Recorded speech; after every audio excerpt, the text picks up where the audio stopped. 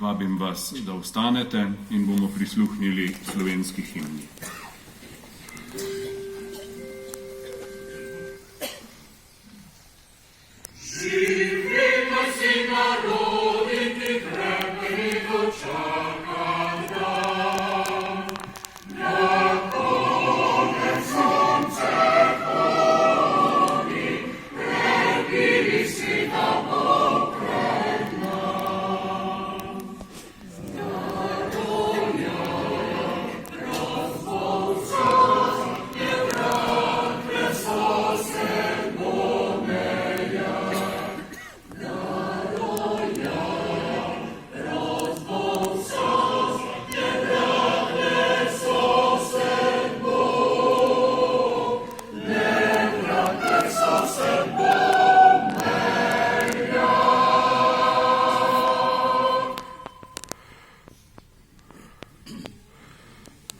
Dragi in spoštovani, med nami pozdravljam bivšega predsednika Republike Slovenije, gospoda Boruta Pahorja, nekdanjega predsednika vlade, gospoda Janeza Janšo, škofa monsinjorja dr. Andreja Sajeta in župnika Damjana Štiha ter cenjene duhovnike. Posebej pozdravljam romarja iz zamejstva in izseljeništva, mlade, ki so prebedeli minulo noč tu v molitvi, in pa tiste, ki se tradicionalno odpravijo peš iz Vipavske doline, da pridejo na ta slovesen dogodek. Pred letom dni smo bili zbrani prav tu in ob premišljevanju tragične usode pobitih slovenskih mučencev vsaj podzavestno premišljevali tudi o bodočnosti naše države pod novo vlado, izvoljeno le nekaj dni prej. Romarjem v Kočevski Rog se razmišljanje o državi vedno prepleta z vprašanjama.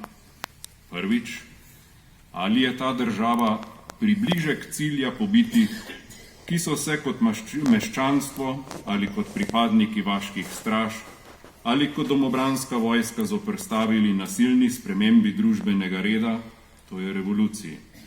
In drugič, ali je ta država približek cilja vseh tistih, ki smo na volitvah in plebiscitu leta 1990 brez nasilja končali obdobje nasilnega enoumja in državljanske vojne.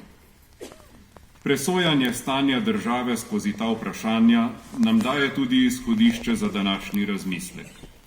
Na čem temelji ta država? Kaj nas kot njene državljane poenoti, ko gledamo na temeljna izhodišča, na katerih gradimo legitimnost našega pravnega reda, ki uravnava naše življenje? Pojem legitimnost namreč predpostavlja, da se glede izhodišč strinjamo, jih sprejemamo in potrjujemo s tako prevladujočo enotnostjo, kot smo se strinjali o slovenski državnosti, samostojnosti in evropski prihodnosti. Izhodišča so genetska zasnova naroda, ki nam, kakor pri posamezniku vest, oblikuje vrednostni sistem skupnosti in tako sposobnost presoje dobrega in zla, pravice in krivice, sprejemljivega in nesprejemljivega. Ko se vrednostni sistem podre, postanejo zadeve hkrati dobre in zle, hkrati pravične in krivične, hkrati sprejemljive in nesprejemljive. Tako podrtijo doživljamo danes v državi, ki je leta 1945 partija s krvavo revolucijo nasilno preoblikovala zgodovinski vrednostni sistem, a po letu 1990 ni sposobna oblikovati konsenza o odnosu do te revolucije in njenih sadov ter o temeljnih vprašanjih in pogledih na nas same, na zgodovino in na bodočnost.